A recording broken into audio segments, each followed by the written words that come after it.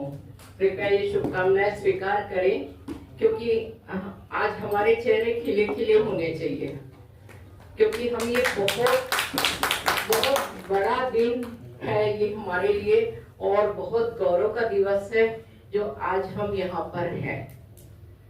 तो मैं कहना चाहूंगी, ज्यादा कुछ बातें तो बोलूंगी नहीं, क्योंकि मेरे सामने बहुत से विद्वजन बैठे हुए हैं और जैन साहब ने भी काफी प्रैक्टिकल अप्रोच रहा उनका, तो मेरा भी एक छोटा सा प्रैक्टिकल अप्रोच लेके ही मैं बात करूंगी कि हमारे जब जनप्रतिनिधि हम स्वयं चुनकर भेजते हैं, तो जब संसद में, लोकसभा, विधानसभा में सत्र जब चलते हैं तो विधेयक पारित होते हैं। इसमें हम सब देशवासियों की सहमति होती है जनप्रतिनिधि को चुनने के लिए और विधेयक वहां पारित होता है।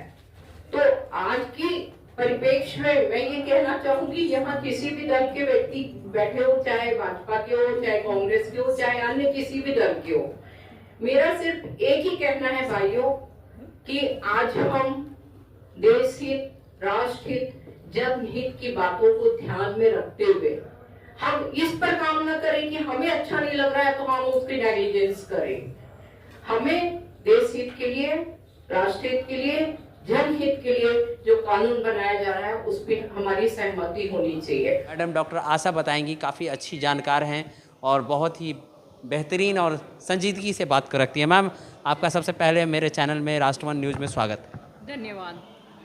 क्या कहना चाहेंगे? आज बहुत सारी चीज़ें, देखिए, सबसे पहले तो मैं आप सभी को, देशवासियों को संविधान दिवस की शुभकामनाएं देती हूँ। इस संविधान की वजह से ही हम आज स्वतंत्र भारत में हैं और इसके नागरिक हैं और पूरे अधिकार हमें प्राप्त हैं। तो हमें गौरवान्वित होना चाहिए कि हम इस देश के नागरिक हैं और हमारे देश का संविधान जो है वो सर्वोत्तम संविधान है। लगातार आपकी राजनीति में भी कद बढ़ रही है और बहुत ज़्यादा सक्रिय हैं आप दिल्ली में, इसका क्या राज? बस आपने तो मेरी कुछ ज़्यादा ही तारीफ़ कर दी। बस कर लेते हैं कुछ कुछ काम, कुछ मोटिवेशनल स्पीच दे देते हैं जिससे कि आगे आने वाली जो पीढ़ी है, जो आज के नवयुवा हैं, वो सही उनको मार्गदर्शन मिले। तो आगे की क्या तैयारियां हैं और आज राष्ट्रवन न्यूज़ से क्या संदेश देना चाहेंगे आप इंडिया इंटरनेशनल से?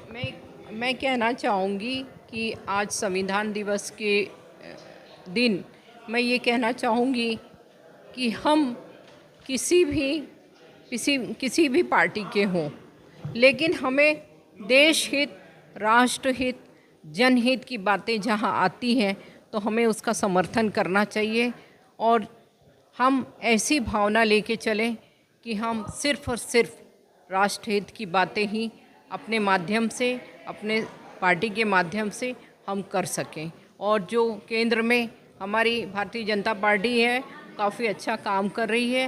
हमारे यशस्वी माननीय प्रधानमंत्री मोदी जी, उन्होंने देश ही नहीं विदेश में भी अपना परचम लहराया है और आज देश को एक नई ताकत दी है, महिलाओं को एक नई शक्ति दी है, युवाओं को एक नई शक्ति दी है, उद्योग को एक बड़ा आधार दिया है। वो इस संविधान की व्यवस्था के अंतर्गत ही दिया है, जिसका हम हृदय से आभार करते हैं आदरणीय नरेंद्र मोदी जी का।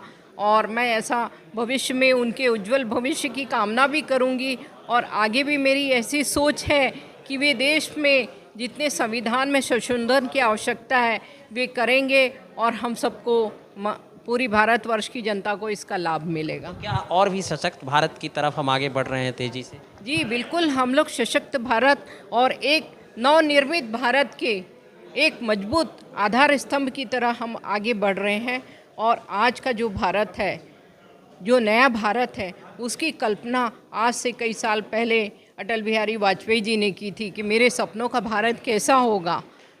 वो भारत की संकल्पना को आदरणीय यशस्वी प्रधानमंत्री जी और हमारे गृह मंत्री जी माननीय अमित शाह जी पूरा कर रहे हैं। हमें गौरवान्वित होना चाहिए और मैं तो भविष्य में भी ये कहूँगी कि हम सब उनके साथ हैं। आप आगे बढ़ते रहिए, हम सब साथ हैं।